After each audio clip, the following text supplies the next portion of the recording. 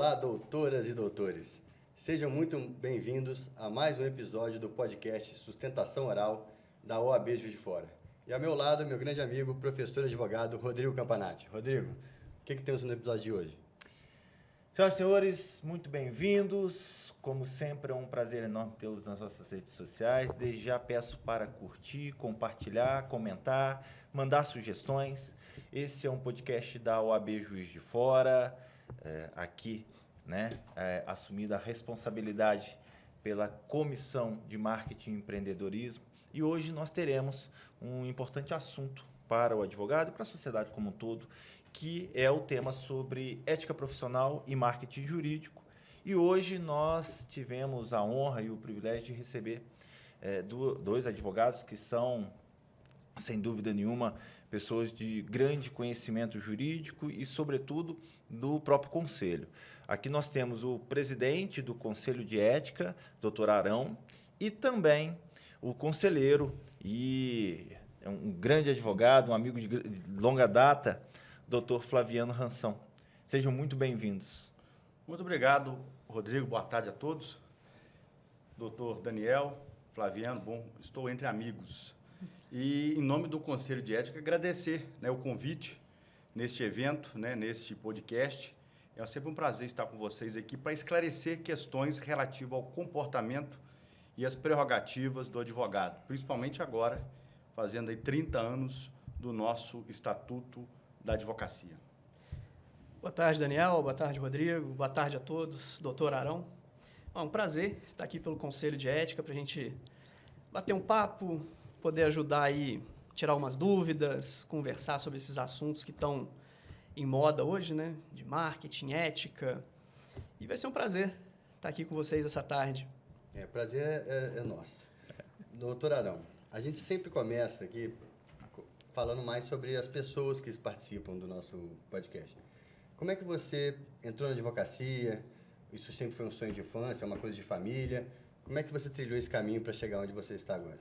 Interessante pergunta, porque a advocacia está no sangue, Nós temos o sangue OAB, temos o sangue ali do embate, dos direitos, discutindo relações interpessoais. Então, eu iniciei minha carreira há 24 anos atrás, em Niterói, na Universo. Hoje, sou funcionário da casa, estou há 17 anos no escritório escola da instituição, atendendo a comunidade, fazendo o trabalho, e na OAB desde 2000, quando me formei lá em Niterói, entrei para a Comissão de Direito Social, e ali também na OAB Vai Escola desenvolvemos projetos sobre o tema.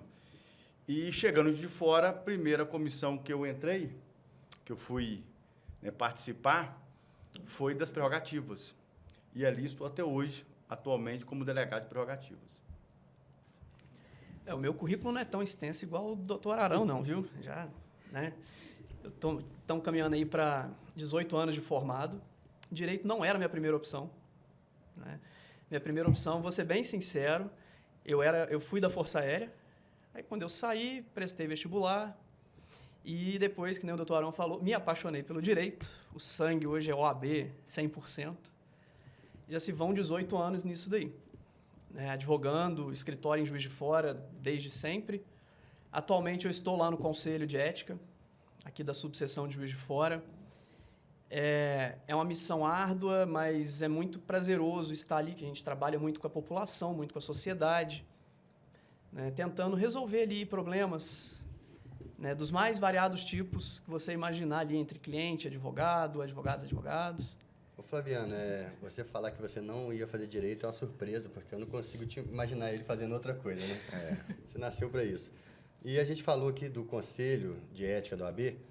Para a população em geral, que talvez não saiba o que é o Conselho, explica para a gente o que é o Conselho, onde ele atua, de que forma ele... Eu gostaria até de complementar, Daniel. Até estendendo também ao doutor Arão, que ele fez parte do Conselho e fez parte também do Tribunal de Ética. Se pudessem fazer uma diferenciação entre os dois, a atribuição de cada um. Rodrigo, importante destacar que hoje, professor Rodrigo, sexta-feira, Sexta-feira, toda sexta-feira, às 14 horas até 17 horas, o Conselho de Ética recebe a comunidade para representações, para aconselhamento, para informações sobre a atuação do advogado. Então, a OAB recebe ali na Avenida dos Andradas, 696, no Morro da Glória, na sede da OAB, a comunidade, a população, para informações sobre este tema. Isso é importante. Tribunal de Ética. O Tribunal de Ética é um órgão colegiado, onde analisa as demandas de advogado contra advogado, diretamente, ou uma representação que passou pelo Conselho de Ética. Nossa função lá, do Flaviano que está aqui, meu colega, meu parceiro, meu amigo do Conselho, ali no Conselho nós temos a árdua tarefa de instruir o processo. Instruir o processo não é fácil. Você tem que ter o contraditório, a ampla defesa, todas as informações processuais, o devido processo legal, para poder fazer com que haja ali uma avaliação inicial, que a gente chama de parecer preliminar, para ser submetido ao Tribunal de Ética, já num segundo momento.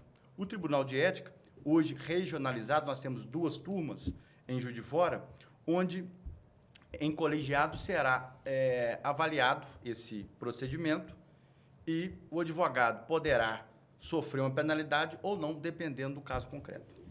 Lá no Conselho, essa atuação que a gente tem diretamente com a população, né? E o doutor Arão falou, às sextas-feiras temos sempre um conselheiro lá. Então, a pessoa pode ir lá, se ela tem alguma dúvida, ela pode se dirigir ao conselho, a gente atende, recebe, tira essa dúvida. Às vezes, o advogado mudou o número do telefone, por exemplo, e a pessoa não consegue falar com o advogado. Ela vai lá na OAB, vai no conselho, a gente liga para o advogado, estabelece esse link de novo entre eles, né?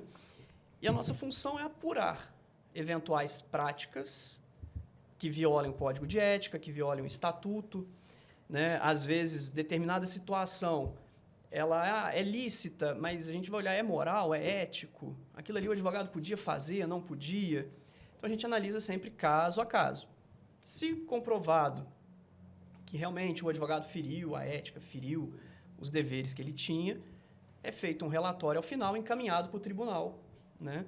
E aqui em Minas, só um destaque, Juiz de Fora tem 2 turmas descentralizadas de Belo Horizonte. Antigamente só existia turma de julgamentos em Belo Horizonte. Hoje, em Juiz de Fora, nós temos 2 turmas. Tribunais. O que é muito bom, né? A gente não precisa mais deslocar até Belo Horizonte, os advogados, as partes, para fazer a defesa, uma sustentação oral. Então, isso é feito tudo aqui em Juiz de Fora. Fora de Belo Horizonte, somos os únicos por enquanto, né? Então, o Conselho, ele faz uma análise prévia Isso. de culpabilidade, se o fato ocorreu realmente, Sim. e dá um parecer ou favorável àquela, como é que fala? Aquela violação ocorreu, ou falando que não ocorreu. Seria mais ou menos isso. O julgamento aconteceria pelo tribunal. O parecer no final, ele é pela procedência da reclamação ou improcedência da reclamação. Isso vai para o tribunal para análise, né? E uma outra função que a gente até brinca muito lá, que assim, o nosso primeiro nome chama-se conselho, né? Se um advogado tem dúvida, ele pode ir ao conselho tirar dúvida. Eu posso fazer determinada situação? Vai lá. A gente vai estar lá para receber o advogado, apesar de a gente tem pouca procura atualmente sobre isso, mas de vez em quando acontece uma consulta. O advogado pergunta, isso daqui pode, isso aqui está dentro da lei, isso aqui está fora. É uma parte muito interessante, mas é pouco explorado hoje. E a partir assim, do momento que vocês têm uma denúncia, ou chega algum caso até vocês têm o poder de não colocar isso para frente, arquivar de pronto, ou vocês são obrigados a analisar e emitir sempre um parecer e encaminhar para o tribunal? Então, vamos lá. É quase igual ao processo penal no início. Vem a reclamação da pessoa. A gente analisa. Ela tem algum papel, tem algum documento, uma testemunha? Ela entrou com isso? Não, só tinha um papel. Pela nossa lei, pelo estatuto, regimento, para a gente poder instaurar um procedimento, a gente tem que ter uma fundamentação mínima, né? O doutor Rodrigo é mestre e expert no direito penal, sabe melhor do que todo mundo aqui. Mais do que meros indícios. Mais do que meros indícios. Então, a gente intima a pessoa, notifica ela. Fulano, o senhor tem algum papel, tem algum documento? Porque pode ser que chegue uma acusação de, exemplo, perseguição. absolutamente infundada. Eu não vou abrir um processo sem provas mínimas, sem indícios mínimos, vamos falar assim, né? Então, a gente intima a pessoa, aí ela vai e apresenta aqueles papéis. Apresentou aquela documentação mínima, porque a gente tem lá no artigo do estatuto, do regimento, que tem que ter uma fundamentação mínima. Aí a gente notifica o advogado para a defesa e, a partir dali, vai seguir o procedimento, com o processo administrativo. Existem algumas questões que são importantes, né? Trazer esse tipo de informação, porque faz-se uma análise, de fato, de autoria, indício de autoria, materialidade, ilicitude, né, contrariedade à própria lei e até da culpabilidade eventual. Você tem uma aplicação subsidiária do Código de Processo Penal nesse sentido, no próprio procedimento administrativo da OAB.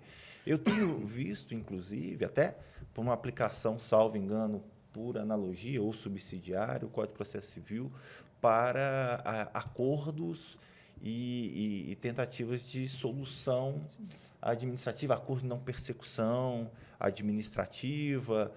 Vocês já tiveram alguma experiência nesse sentido? Existe alguma orientação, doutor Arão?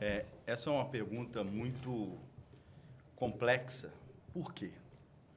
No direito penal, nós temos a transação penal, nós temos também o acordo de não persecução penal e etc. A tentativa de colocar o Estado de lado e deixar as partes resolverem, principalmente em determinados delitos. Lá na OAB, o que nós temos em primeiro? A instituição, zelar pelo nome da instituição. Zelando pelo nome de instituição, nós recebemos representações de toda sorte, de todas as formas. O que o Flaviano falou, cabe ao presidente do conselho arquivar quando não existem os requisitos mínimos para dar prosseguimento, né, àquele PAD, que é o processo administrativo disciplinar. Para dar prosseguimento àquele processo, tem que ter os requisitos mínimos. Por exemplo, a identificação do representante tem que ser identificado. Não pode ser uma denúncia vazia ou uma denúncia anônima. Tem que ter fundamento e tem que ter o nome ali do representante. E, lógico, o representado inscrito nos quadros da OAB, como estagiário ou como advogado. E, além do que o fato e, lógico, a conduta esteja também prevista ali no artigo 34 do Estatuto, que vem todas as formas de, digamos, as tipificações das infrações disciplinares. Mas a pergunta, nós não temos ainda nenhuma resposta formal sobre os acordos. Por quê? Que submete ao TED. Então, ainda que a gente consiga realizar uma composição entre as partes maiores e capazes, dentro ali da audiência, no Conselho de Ética, aquele acordo, ele submete-se ao TED. E quando se fala, por exemplo, né, de locupletamento de valores, o TED, ainda que haja um acordo no Conselho de Ética, o Tribunal de Ética pode dar prosseguimento e, inclusive, condenar. É lógico que um acordo no Conselho de Ética vai ser um atenuante, mas não deixa de ter uma eventual condenação só pela prática de ficar ou não repassar o valor devido a quem de direito. Tem alguns tipos de situação, por exemplo, quando começa o procedimento advogado contra advogado, ele começa direto no TED, no tribunal. E a primeira situação que a lei prevê para a gente é uma audiência de conciliação entre os advogados, para a gente tentar fazer um acordo, na medida do possível dentro da lei. Né? Dependendo da situação, é muito difícil a gente conseguir um certo tipo de acordo. Mas você imagina assim, foi um advogado que discutiu com outro, brigou com outro e tudo. Uma audiência de conciliação, se a gente conseguir fazer essa composição, chegar no meio termo, pedir desculpa, isso resolve, a situação resolve, encerra o processo. Né? Algumas situações no Conselho de Ética a gente consegue também resolver com a audiência de conciliação. Que nessa que eu tinha te falado, de eu não consigo ligar para o advogado. Aí, por alguma situação, a gente também não consegue contato com o advogado, instaura-se um procedimento, às vezes, porque o advogado está abandonando o cliente, passou muito tempo sem dar uma resposta, 1, 2 anos, vamos fazer assim. Tá?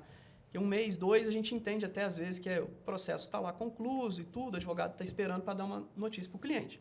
Agora, 1 ano, 2 anos já não é tão normal isso. E aí a gente consegue, às vezes, chamar o advogado para audiência de conciliação já no conselho. Fez o acordo. A gente celebra o acordo, faz um parecer e, que nem o doutor Arão falou, a gente submete ao TED para homologação desse acordo.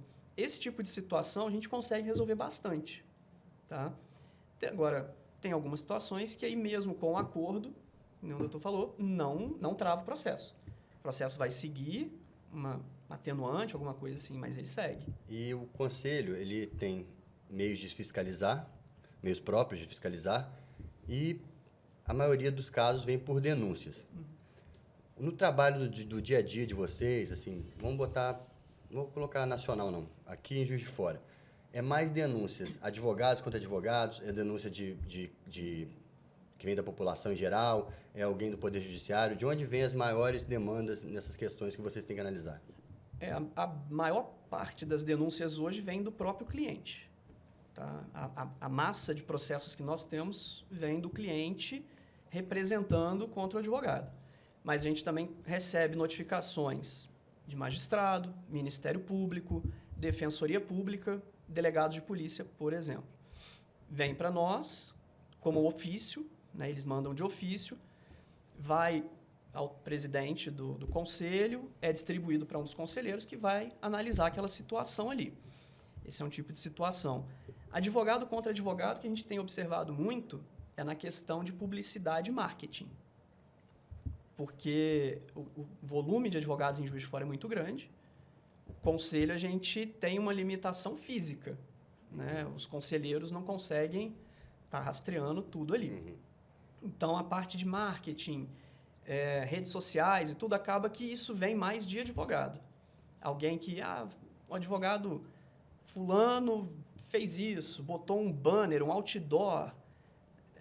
Acontece. Tem. Há uns anos atrás, eu não lembro, eu não sei se o doutor Arão vai lembrar, há um tempo atrás, eu cheguei a procurar, porque nas redes sociais tinha um advogado que não era de Juiz de Fora. Aí eu falei, isso pode, Arnaldo, né? Literalmente. Ele anunciou um alvará de dinheiro. Perfeito. E falou que se as pessoas comentassem, ele ia dar um percentual daquele alvará de sucumbência que ele recebeu. Obviamente que aquilo dali é abusivo. Legal. Porque o grande problema, e aí eu acho, agora a gente já entrando efetivamente na no nosso tema aqui, que é o código de ética, a ética profissional e o marketing jurídico. O grande problema é que nós aprendemos, o doutor Arão é professor como eu fui, na nossa vida a gente aprende as mais diversas áreas, né? Sim. Da ciência. Aprendi engenharia com a matemática, medicina com a biologia, a vida inteira. Mas você não aprende a ser advogado. Ninguém aprende direito, fora quem senta no banco escolar. E quando a gente vai para o banco escolar, para o banco da faculdade, nós aprendemos a ser ali operadores do direito, que nós gostamos de utilizar esse termo. Eu chamo que eu sou operário do direito. Operário do direito, até prefiro. Porque já é aquela questão, né? Por exemplo, eu sou formado em filosofia. Eu não posso falar que sou filósofo. Eu tenho que falar que sou um amante da sabedoria. Amigo do saber. Um amigo do saber. Não posso falar que sou filósofo. Sim. Bom, mas lá na faculdade, nós aprendemos a lei. Perfeito. Mas a gente não aprende a empreender. Daí a comissão de marketing e empreendedorismo, e a gente não aprende o marketing. Porque esse é o grande problema. O advogado, ele vai vendo, porque o comércio, o empreendedorismo, é um campo aberto para todos. E a internet é uma floresta a ser, né, explorada. E aí que vem a grande questão. Perfeito. Você vê uma grande empresa, você vê, às vezes, duas empresas multinacionais brincando entre si nas propagandas. Perfeito. Você vê ali os mais diversos tipos de marketing e acredita que aquilo é permitido quando, de fato, não é. Às vezes são coisas simples. E a gente pode aplicar até por analogia. No físico, é diferente do bit. Né? no átomo é diferente do bit. Sem dúvida. A gente tem duas vidas. Uma vida real e uma vida virtual. Né? 1/3 da sua vida você está dormindo, doutor Arão. O outro 1/3 você está na internet. E o outro 1/3 você de fato está vivendo. E aí que vem a grande questão. No mundo real, eu posso botar uma placa no meu escritório de advocacia, neon, com seta, né? Consulta grátis. Não posso. Não pode. Eu posso fazer isso nas redes sociais, botar um post que seja completamente chamativo? Professor Rodrigo, doutor Daniel, meu amigo, parceiro, doutor Flaviano, é interessante essa pergunta e falo mais. O advogado vem do latim a palavra, advocatus, aquele que é chamado e não o que chama. Então, o ato de mercancia não faz parte da advocacia. Então, o advogado ele tem que ser procurado, é no boca a boca, é num trabalho que foi, né, efetivo, que deu resultado positivo para o cliente, que ele vai te indicar e etc. Hoje, sabemos que não se pode ter outdoor, entendeu? Não se pode ter a propaganda no jornal escrachada. Não, isso não pode ocorrer. Por quê? Porque há uma vedação. A publicidade está no Código de Ética. As questões da publicidade. E na internet. Por isso que eu dou, mais uma vez, parabéns pela comissão. Agradeço também todos os conselheiros que estão lá na luta árdua. E nosso trabalho não aparece do conselheiro. Por que não aparece? Porque o nosso trabalho é sigiloso. Você não pode pegar um processo e apresentar esse processo e falar o que foi feito pelo conselheiro. Os trabalhos desenvolvidos ali no Conselho de Ética são todos sigilosos. Todas as comissões, a maioria delas, elas têm o quê?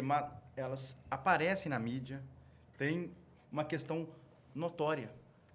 E no Conselho de Ética? Tudo é fechado. Exatamente para manter o sigilo daquela situação que está sendo ali julgada. E as redes sociais, como é que ficam? Eu acredito também, não existe ainda nada de norma. Nós temos hoje 4 normas, basicamente, para a advocacia. Estatuto da OAB com a lei federal, o Código de Ética, que é a Resolução 2 de 2015, o Regulamento Geral da OAB e o Regimento Interno da OAB Minas Gerais. Então, essas 4 normas que regem a advocacia. Então, o advogado ele tem que ser sempre moderado. Então, pegando esse gancho, o artigo 39 fala que a publicidade tem que ser com discrição e moderação.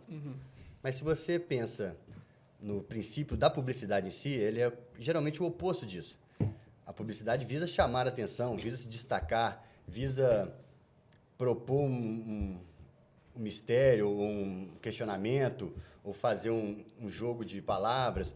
Então, o marketing em geral trabalha no alarde, querendo chamar o máximo de atenção possível. Só que, na nossa categoria, não é assim que funciona. A gente tem uma série de limitações. Por quê? Por causa da ética em si. Que, quando você pensa em ética, você fala assim, é uma coisa limitadora do trabalho do advogado, mas, na verdade, são princípios que a gente tem que seguir por ser uma profissão de tanta responsabilidade, uma profissão que está prevista na Constituição. Então, a gente tem que ter um comportamento que coadune com a profissão. Por isso que, quando você fala assim, por que eu não posso ter um post chamativo de neon, uma placa de neon, ou colocar uma pessoa dançando na rua com a placa do meu escritório? Porque isso não passa a credibilidade e o respeito que a nossa profissão exige, né? É uma profissão, e aí vocês podem explicar melhor, que ela exige não só o conteúdo, como a forma também. O advogado ele tem que se portar na medida da dignidade, porque por mais que o advogado seja uma atividade privada, ele presta um serviço público. E um serviço público de relevância. Né? O advogado é indispensável à administração da justiça. Hoje, desde sempre, o advogado vive de resultado. Fato. Você ganhou um processo para o seu cliente vai naquele boca a boca, vai passando e tudo. Mas a gente tem um impedimento hoje. Por lei, e tem até o provimento para isso, a gente não pode divulgar resultado na rede social. Eu não posso chegar na rede social, vamos puxar lá o alvará. Ganhei, recebi um alvará de R$500 mil para o meu cliente. Você divulgou o resultado, não pode. Mas o advogado vive de resultado? Vive de resultado. Eu posso divulgar? Não. A lei proíbe. E a gente tem visto isso todos os dias. Outra coisa nesse sentido é ostentação. Sim. Que não é uma demonstração de resultado objetiva, mas é, querendo ou não, querer mostrar que você tem sucesso, que você conseguiu todo aquele dinheiro na sua profissão. E esses posts de ostentação, que vocês devem receber muitas denúncias, qual que é o limite? Por exemplo, a gente estava discutindo outro dia na reunião que estava tendo com a Bianca e com o Gessé, que são conselheiros. Membros do conselheiros também. Sobre qual que é o limite da ostentação. Por exemplo, se o cara acorda de manhã, aí tira a foto dele na sua Mercedes indo para o escritório. Fala assim, indo para o escritório. Isso, associar, será que essa foto dele num carro de luxo, associada a ele ir, citando ali, estou indo para o escritório, isso seria considerado uma ostentação? O que a gente tem discutido muito lá no conselho, a gente faz até reunião para isso, né? É a vinculação. Profissão advogado e aquela divulgação. Estou dirigindo o meu carro, super luxo, não vinculei a nada, mesmo que seja na minha rede social, vai depender um pouquinho do caso a caso, mas não teria problema. A situação muito é assim, comprei minha Ferrari com base... com os honorários que eu recebi. Aí você está vinculando. Né? Acaba que a gente vai ter que analisar muito caso a caso. Não tem uma tipificação ali, não há um engessamento da lei sobre o que pode, o que não pode. A ostentação é uma forma, querendo ou não, indireta de você divulgar resultado. Né? Então, assim, não coloquei de forma direta. Recebi o meu super alvará. Vou fazer a sustentação oral aqui, então. Exatamente. Esse tema é interessante. O advogado ele tem que ter o pundonor, né? Conhecido também como decoro. Então, o advogado, se acontecer de um advogado, se ele for detido, não é o Arão advogado, o Flaviano advogado, é a advocacia, é todo o nosso segmento. Então, o advogado precisa saber que a nossa classe, ela também é ferida quando há qualquer tipo de irregularidade. Por isso que nós, advogados, temos que sempre observar que a advocacia ela é uma profissão diferente das demais, nesse sentido, por ser, inclusive, ter status, né, de uma autarquia sui generis. Nós estamos lá na Constituição Federal, artigo 133, que fala sobre a advocacia, o advogado ser indispensável à administração da justiça. Qual outra profissão privada que consta na Constituição Federal? É difícil. Eu não conheço. Por isso que a advocacia, quando nós estamos trabalhando, nós estamos ali falando em nome do cliente, porque falamos em nome do cliente. A gente não, quando é violado também a prerrogativa, não é violada a prerrogativa do Arão advogado, e sim da advocacia. Por isso que é uma área cinzenta entre o dever do advogado e os direitos do advogado. São duas questões que, por sorte, nós temos aí uma excelente diretoria estadual e da subseção Juiz de Fora, que nos dá apoio. Temos aqui um grupo de advogados de prerrogativas que realmente auxiliam na defesa das sagradas prerrogativas. Bom, eu tenho um questionamento que eu acho que a grande maioria dos advogados tem com relação ao que é possível no marketing. Que é possível. O que é? Que tipo de marketing que é possível e deve ser feito? Eu já vou até antecipar uma estratégia enquanto presidente da Comissão de Marketing e Empreendedorismo, que é o seguinte. Óbvio que a internet está aí para dois motivos: escalar vendas e gerar autoridades. Óbvio que a advocacia é um empreendedorismo nato, só que um empreendedorismo diferente dos outros, porque o advogado é um contrato meio, obviamente buscando uma finalidade, que é a aplicação da justiça. Só que o simples atuar do advogado já é algo que deve ser, de fato, remunerado e reconhecido. Mas a grande questão é, se no marketing você tem ali o objetivo de gerar autoridade, como casar os dois? Se eu não posso anunciar a venda, mas eu automaticamente tenho a obrigação, né, de estar nessa vida secundária e me mostrar nas redes sociais. Eu tenho essa necessidade, essa obrigação hoje. E eu queria acrescentar que, hoje em dia, já 50% dos contatos que chegam para os advogados são descobertos pelas redes sociais. Perfeito. Então, assim, o que antes era 90% boca a boca, já teve época até com anúncio no jornal. Anúncio no jornal. Hoje em dia, mais da metade já é pela internet. E, assim, a gente tem as formas mais comuns, seria produzir conteúdo para trazer esclarecimentos sobre algum assunto ou outro, mas como vocês veem, assim, principalmente, que é taxativamente proibido, que vocês veem acontecendo muito, e o que, pelas conversas que você tem, ou de casos de advogados que tiveram resultado, que seria um caminho bom e eficiente para ele fazer o seu marketing online. Eu vou lembrar aqui do apóstolo Paulo, né? Que fala que tudo me é lícito, mas nem tudo me convém. Então, nem tudo pode ser feito na rede social. E lógico que nós agora, nessa diretoria, foi criada lá um comitê, ou seja, um conselho dentro do conselho. Inclusive, o doutor Flaviano aqui faz parte desse comitê que avalia as questões de marketing, as propagandas, que é o único caso, que é a exceção que eu disse, o único caso onde há possibilidade de uma representação de ofício, sem identificação do representante, é exatamente aquela que é feita através de propaganda irregular.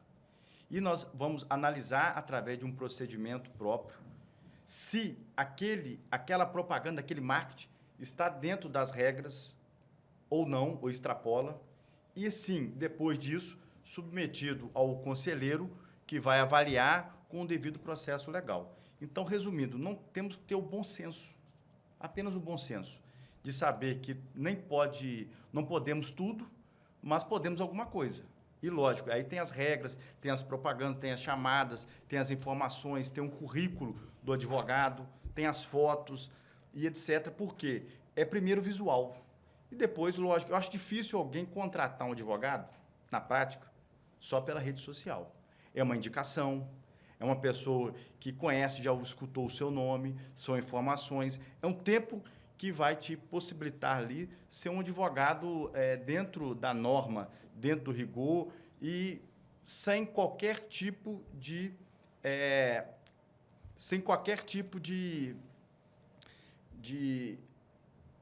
ilicitude, porque pode ocorrer uma ilicitude a partir do momento que extrapola ali o bom senso.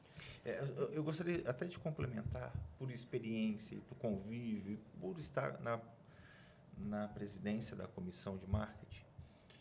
Muitos advogados vêm e já todos os seminários que nós fizemos, e normalmente é um tema que é trazido, que eles costumam dizer o seguinte: o boca a boca é o que vai abrir as portas do escritório, óbvio.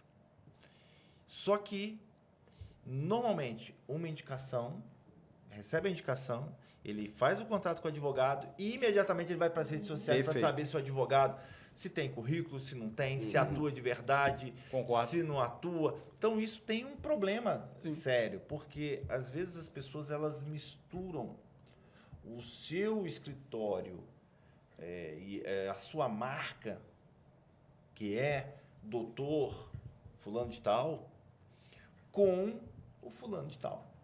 E aí começa a postar fotos, né, não profissionais. Isso é uma falha na questão do marketing, na técnica da divulgação.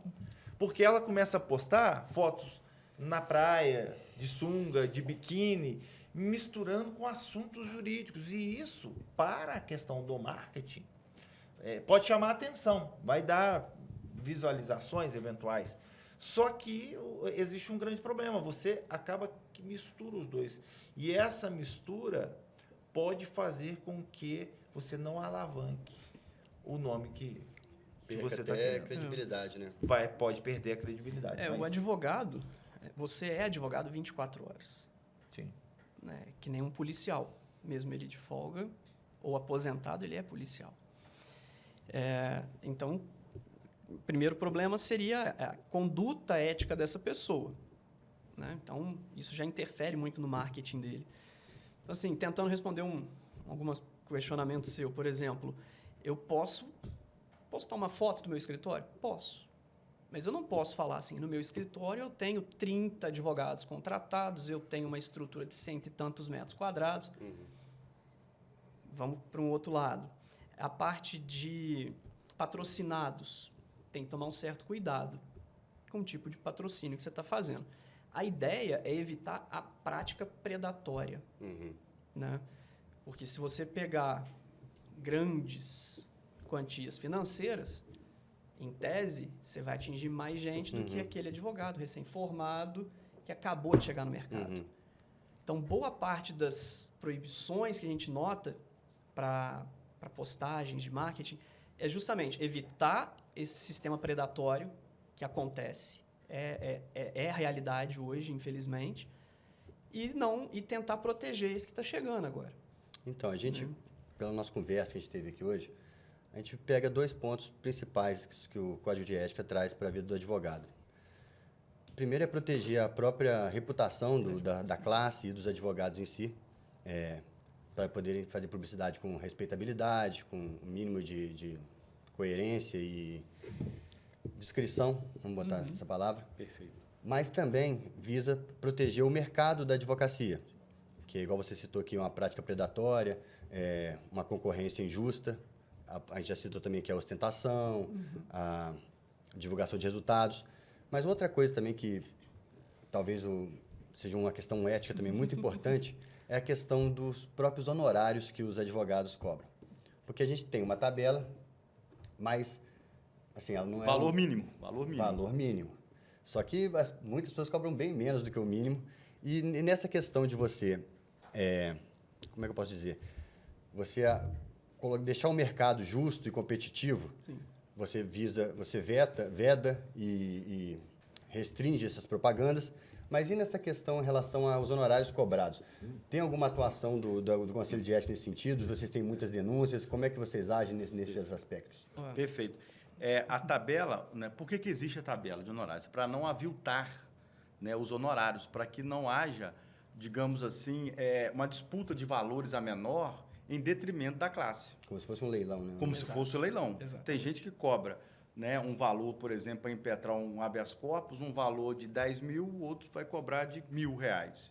Então, há discrepância. Então, a tabela está ali exatamente para tentar igualar, trazer o bom senso, a equidade, a razoabilidade, que é a palavra-chave. Mas não existe ali, assim, lógico, o céu é o limite. Se você pegar grandes advogados aí na área criminal, de grandes corporações, você está falando em milhões de honorários, né? Mas também temos que observar que existem cidades menores, né? Cidades mais modestas, onde o advogado tem que praticar valores também mais modestos. E isso também não significa que ele estará incorrendo ali numa infração disciplinar. Depende do caso. O que não pode ocorrer jamais é a prostituição da profissão. Isso o Estatuto proíbe, isso é vedado pelo Código de Ética e nós temos que sempre combater. Em questão de denúncias, você tinha me perguntado, chegou muito pouco. Muito pouco. A gente sempre escuta, sempre vem aqui, eu ouvi dizer que fulano cobrou. Os valores que eu vou te falar não são inventados, são sérios. R$15 para fazer uma audiência. R$30 para fazer uma audiência. Aí você comenta assim, poxa, faz o seguinte, consegue isso no papel para a gente, só para a gente ter uma possibilidade de apurar? Não consigo. Porque geralmente esses valores muito pequenos não vai ter um contrato. Não. O que acontece muito hoje? Né? Pós-pandemia diminuiu, mas antes da pandemia tinha muito. Era o advogado correspondente. Né? O escritório de outra cidade contratava um advogado na cidade para fazer uma diligência, uma audiência.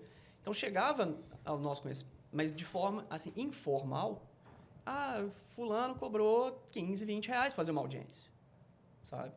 Isso daí é uma afronta total ao código. Mas você falou desses correspondentes, tem algumas plataformas, não vou lembrar agora especificamente qual, que elas meio que incentivam isso, porque elas funcionam. Eu já me inscrevi há muito tempo atrás numa delas, você recebe a demanda, sim. Sim. Aí você bota o seu valor. Isso. E aí ele responde para o cliente várias propostas. Então, a pessoa que está ali desesperada, querendo, então quem o cliente vai contratar é a menor proposta. E é uma coisa incentivada pela própria plataforma. Sim. Que deveria, teoricamente, não seria uma... Mas aí no você mínimo, seria entra ético. na questão do leilão. Exatamente. Aí é Não, o aí próprio é- advogado concorrendo de ofensa forma ética. ruim entre ele. Exatamente. Né?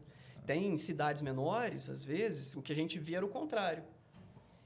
Você precisava contratar um advogado lá para fazer quando o processo era mais físico, né? Obter uma cópia. Você podia pesquisar de ponta a ponta. Entre eles tinham um acordo. O valor mínimo é X. Cartel. O que não seria ruim. Porque se você coloca Um que eles estão tabelamento tabelando... é necessário. Eles estão tabelando um valor que eles entendem por justo ali naquela região. Na região. Joia. O problema eu cobro 100, doutor Arão cobra 80, você vai lá e faz por 10. Isso é um mercado absurdo. Mas das poucas denúncias que você falou que vocês já tiveram, Nenhuma chegou no papel pra gente. Vou te ser bem sincero. Nunca foi pra frente? Formal no papel nunca veio. Até mesmo porque É muito existe difícil uma chegar a dificuldade nesse sentido. Porque se o advogado cobrou muito barato, como que você vai ter a prova que cobrou ou não? Ele teria que dar um recibo e o cliente teria que fornecer. Então, assim, o cliente já pagou barato. Ele não vai só reclamar, se o né? cliente... Só se o cliente vier reclamar que ele reclamar. deixou de prestar um serviço. Entendi. Tudo bem que nós somos atividades, né? Para chegar lá, mas a gente não é atividade fim. Porque eu paguei barato, o advogado não quis trabalhar direito. Eu não vou virar para o advogado, doutor, o senhor cobrou honorários baixíssimos, é verdade? Não, eu não. Então, a gente vai ficar rodando e não vai chegar no problema ali. Basicamente, o marketing e o que a própria OAB ela vai defender é o marketing de conteúdo. O advogado ele tem que prestar informações. Sim. Se é um serviço público prestado por um profissional liberal, este profissional liberal ele tem a obrigação de levar informação para o público. Não é dançar, não é Se expor, né? Não é mostrar o corpo, não é mostrar as suas posses. Ele tem que levar informação. É isso que vai gerar autoridade. É informação jurídica. E aí, o que a grande maioria, né? Eu já tive 5 grupos, um na segunda, na terça, na quarta, quinta, sexta, 5 grupos de marketing, de estudo, para estudar de marketing. E a grande pergunta deles é como gerar conteúdo. Porque muitas das vezes você é especialista na área civil, na área família, na área trabalhista, na área tributária, no direito penal. Só que às vezes você não tem essa criatividade, você tem que ter um cronograma, né? Por mais que hoje as inteligências artificiais facilitem isso. O chat GPT hoje está um bicho. Ajuda. Mas existem algumas estratégias que todos podem usar. Todos podem usar. Pode. Qual o tipo de estratégia? Qual? Você, obviamente que você é uma pessoa instruída, você que acompanha STJ, STF, jornais de grande circulação, todos eles, todos os dias, fazem o quê? Publicações. Basta que você leia, achou interessante, você pode compartilhar aquilo ou fazer, que é até melhor, pode fazer um post, mas dentre o post é melhor um carrossel, que são aquelas... sequência de stories. Um determinado, né? Sequência de que você vai passando no próprio feed.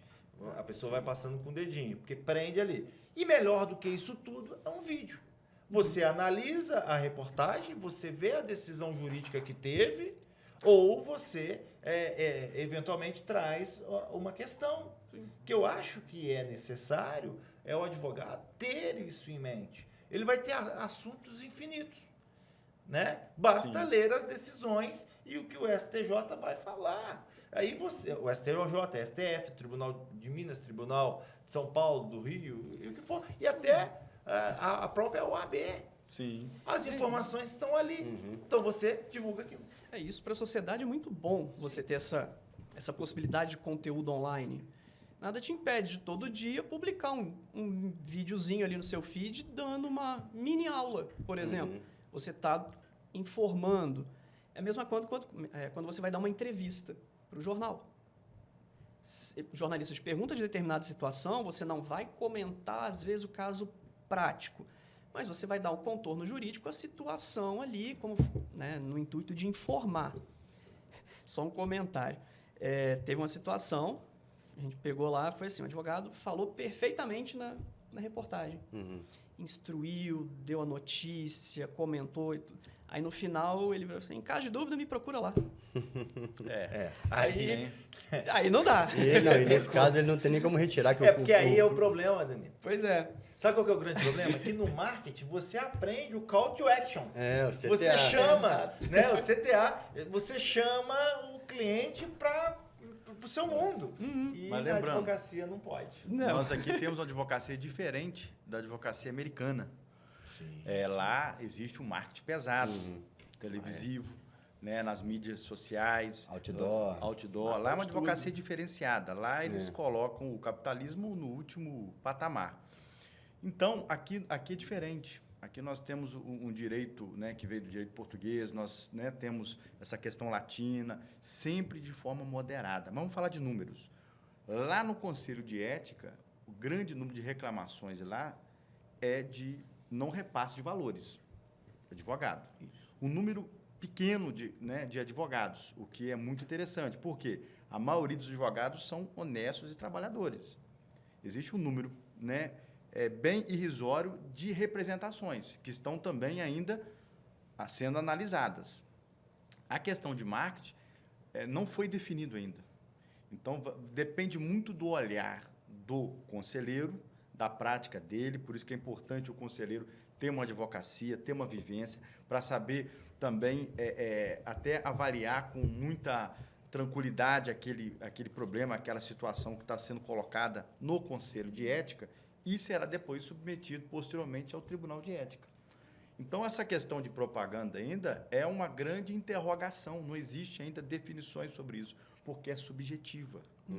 É subjetiva. E é nova, uma questão nova. Lá no Conselho, nós temos questões lá de briga entre advogados, ameaças, questões de desinformação, que a gente chama de desinteligência, né? A pessoa ter ali uma falta de esclarecimento com o cliente, isso gera uma demanda. Que lá na frente, possivelmente, é improcedente. Por quê? Há um esclarecimento e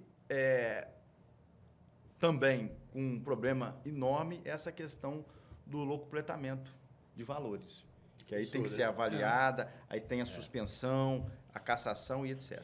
Para essa análise do marketing, né, como ainda é novo, é uma questão nova, né?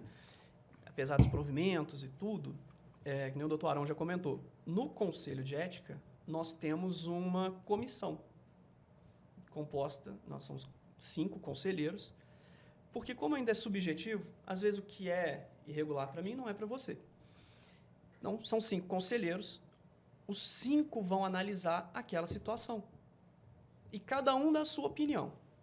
Né? Vamos falar mais de forma leiga, assim, dá uma opinião no papel. Exato. Entendo que sim, não, sim, não, sim, não.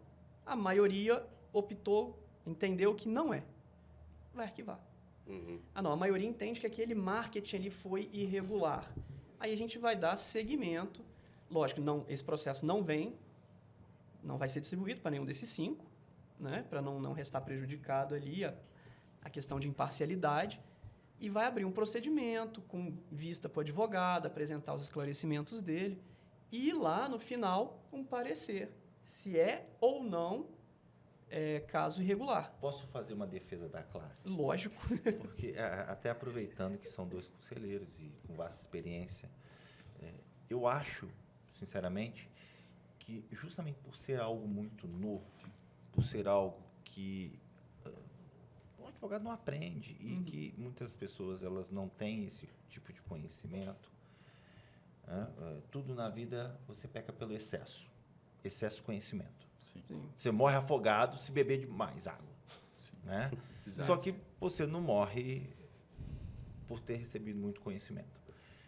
Eu acho que na questão do marketing, por ser muito inovador, inclusive para os conselheiros, para a OAB, eu acho que mais valia uma razoabilidade, muitas das vezes uma orientação. Olha, você fez uma publicação, Sim. Tira a publicação, não deixa essa publicação aí, porque está ferindo o código de ética. Eu acho que esse tipo de orientação, muito mais do que um processo disciplinar. Então, assim, só para te complementar, então, quando a gente finaliza esse procedimento prévio, a maioria entendeu que pode ser irregular.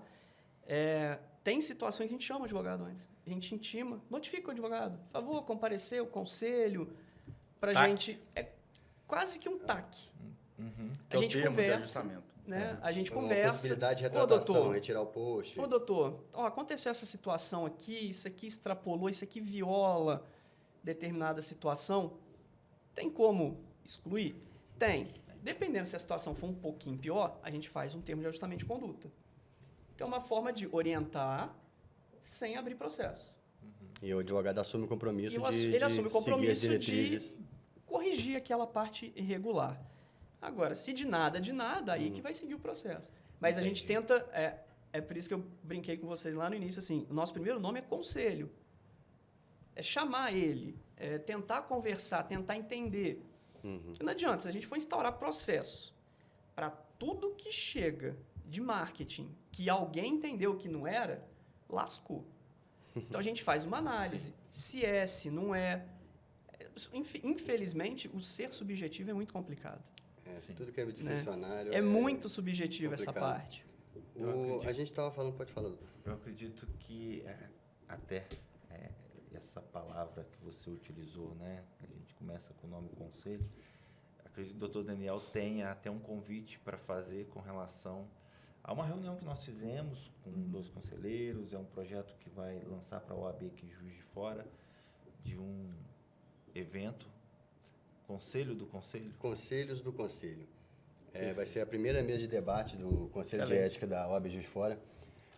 Provavelmente será realizado no dia 27 de agosto, onde nós teremos uma mesa de debate com 3 conselheiros, 2 membros da Comissão de Marketing e Empreendedorismo e um especialista em marketing digital, onde a gente vai debater sobre os temas éticos e o que pode, o que não pode na profissão, mas também vamos dar dicas e do que deve ser feito. A gente vai falar do que não pode e do que deve ser feito para você, o advogado, obter o resultado. E, além disso, vamos ter perguntas da plateia, com questões de dúvidas. E o foco é mais advogados e, principalmente, estudantes das faculdades da nossa região. Às vezes são coisas básicas. Parabéns. São coisas básicas que o advogado ele tem dúvida. Sim. Por exemplo, eu assisti há um tempo atrás um advogado, ele até fez um podcast, botou bem simples, aquela mesa de escritório azul, antiga com cinza e tal. Ok, é uma iniciativa, mais vale você começar alguma coisa do que você simplesmente ficar parado. Só que ele esquece ou não tem o conhecimento de um princípio elementar do marketing, que é a ancoragem. Você tem a obrigação de se portar, né, de uma forma e mostrar algo que gere essa autoridade. Então, ele não precisa ser rico. O advogado não precisa ser rico. Lógico. Mas ele pode utilizar as estruturas da OAB, da Caixa de Assistência do Advogado, porque lá tem estrutura. Eu já participei, já vi, já precisei. Você tem que passar... estrutura total para que você possa, inclusive, gravar os seus vídeos. Né? Mesa bonita, estrutura bonita, um local ideal para aquilo. Você lida muito com a sua imagem. Apropriado. Então, você tem que passar credibilidade, tem que passar respeito, tem que passar... Exige um mínimo de estrutura, um mínimo de qualidade na imagem ou no vídeo que você vai postar, para que mostre que você tem pelo menos zelo pelo que você está fazendo, né? Eu queria aqui, né, de forma pública, agradecer e dar os parabéns pela essa iniciativa maravilhosa. Por quê? Desse evento que vocês estão programando. Lembrando que a OAB, através do Conselho de Ética, ela visa o quê? Até garantir a situação do nosso próprio segmento. Para proteger o nosso segmento. Por isso que existem as questões éticas.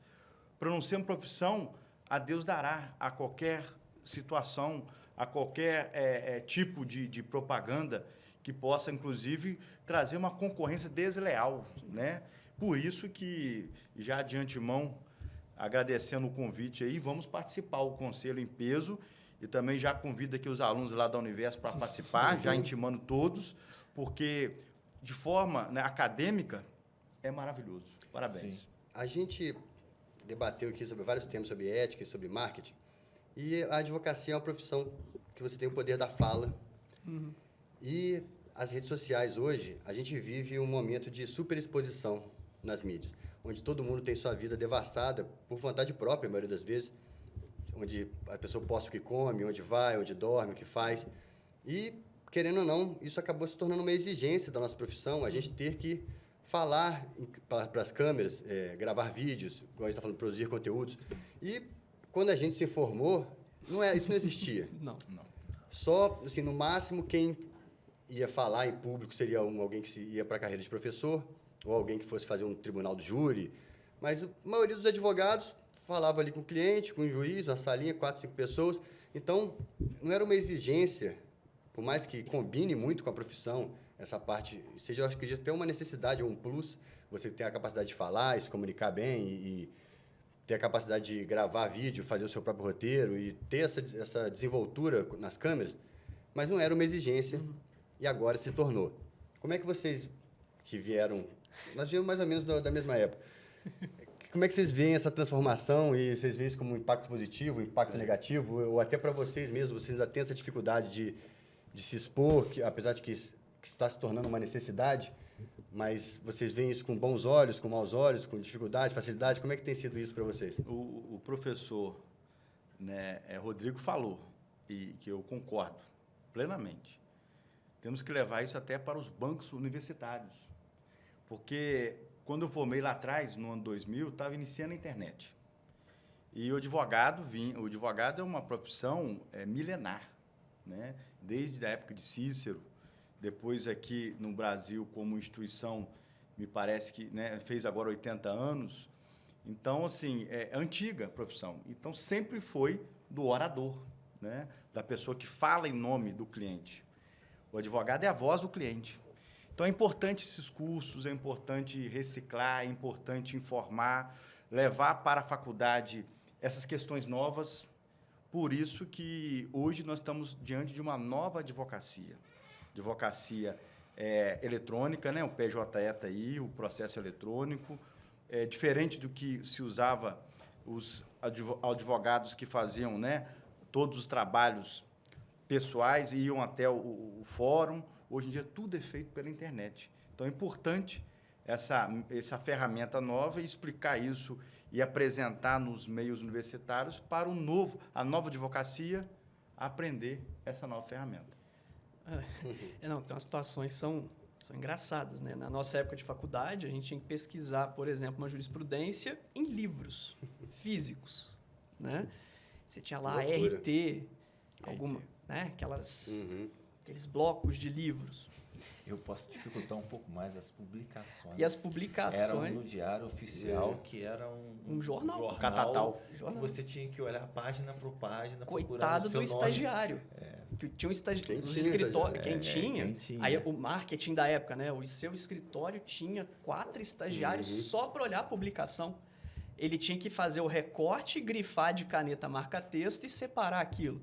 Depois começaram as empresas que faziam o rastreamento. Mas né, a gente só migrou do jornal para a folhinha de papel. Né? E hoje, você dá um Google, jurisprudências de ponta a ponta. Você só busca o tribunal que você quer.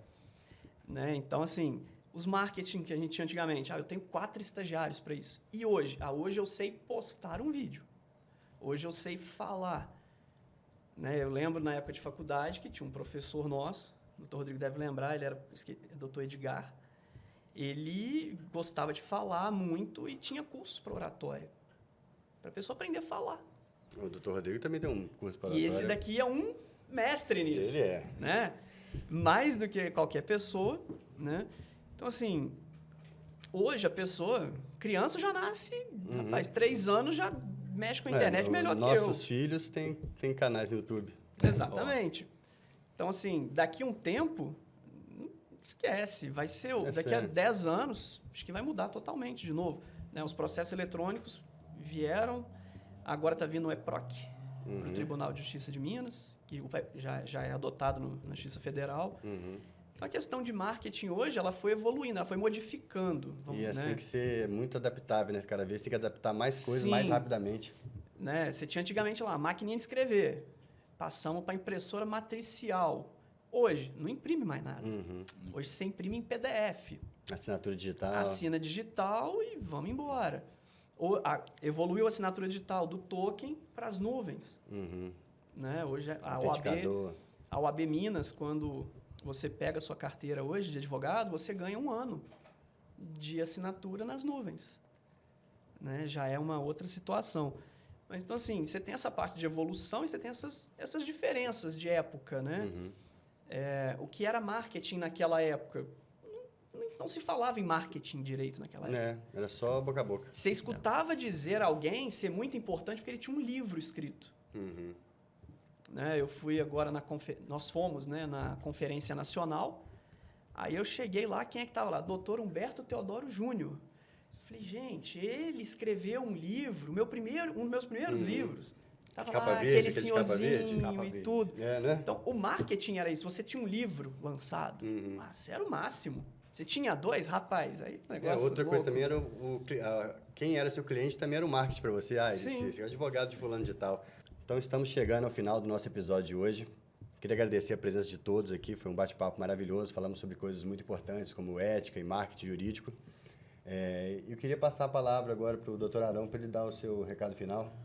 Aos colegas doutor Flaviano, doutor Rodrigo, doutor Daniel, a 4 subseção, e falar que nós estamos sempre à disposição. Muito obrigado. Tenham todos vocês aí um excelente final de semana.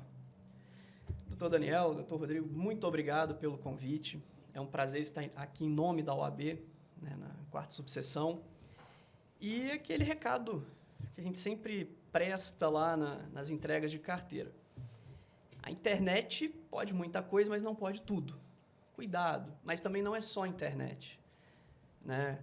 Cuidado no seu dia a dia. Às vezes, eu quero botar um letreiro de farmácia na frente do meu escritório. Pode? Não pode. Né? Tem uns abusos, mas parabéns aí pelas iniciativas, pelos programas que vocês têm apresentado. Eu ouço, não todos, porque às vezes o tempo é corrido, mas muito obrigado. Estamos lá no Conselho à disposição. Bate-papo, tira dúvida, quiser ir lá tomar um café com a gente também, sejam sempre bem-vindos. Obrigado.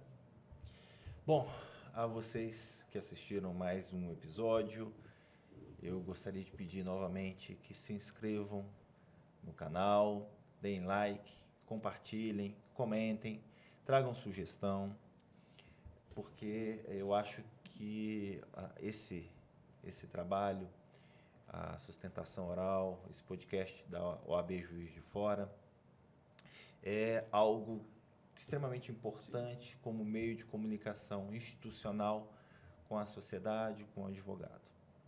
E fazendo um gancho, né, a internet, de fato, ela possibilita uma infinidade, né, um mundo. Só que nós temos que sempre pensar em 3 palavrinhas: querer, dever e poder. Tem coisas que eu quero, mas não devo. Tem coisas que eu devo, mas não posso. E tem coisas que eu posso, mas não quero. No mais, vejo vocês nos próximos episódios e até mais. Muito obrigado.